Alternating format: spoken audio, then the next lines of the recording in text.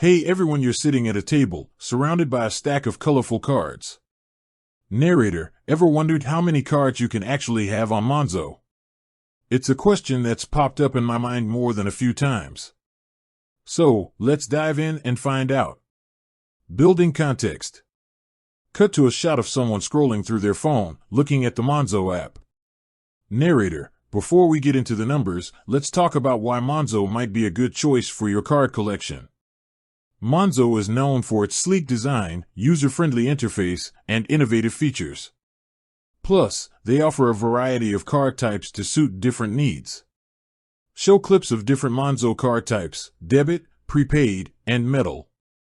Narrator, from the classic debit card to the premium metal card, Monzo has something for everyone. But the question remains, how many can you have? The main event. Cut to a shot of someone looking confused, holding multiple cards. Narrator, well, the short answer is, it depends. Monzo doesn't have a strict limit on the number of cards you can have. However, there are a few factors to consider. Your account type. Different account types may have different limits or restrictions. For example, a premium account might allow more cards than a basic account.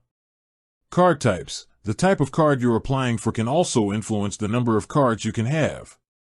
Some cards might have specific limits or requirements. Monzo's policies can change over time, so it's always a good idea to check their website or app for the most up-to-date information. Show a clip of someone checking the Monzo app for information. Narrator, to get a more accurate answer, I recommend contacting Monzo directly. Their customer support team can provide you with specific information based on your account and needs. Additional considerations. Cut to a shot of someone looking overwhelmed by too many cards.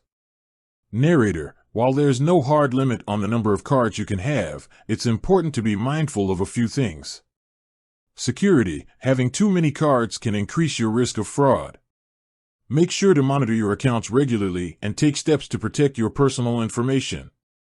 Organization. Managing multiple cards can be a hassle. Consider using a card organizer or app to keep track of your balances and due dates. Fees. Some cards may have annual fees or other charges. Be aware of these costs and weigh them against the benefits of having multiple cards. Conclusion. Show a clip of someone holding a single, carefully chosen card. Narrator, so, how many cards is the right number for you? That's a question only you can answer. The key is to choose cards that align with your lifestyle and financial goals. Cut to a shot of the narrator smiling. Narrator, with that said, thanks for watching and until next time.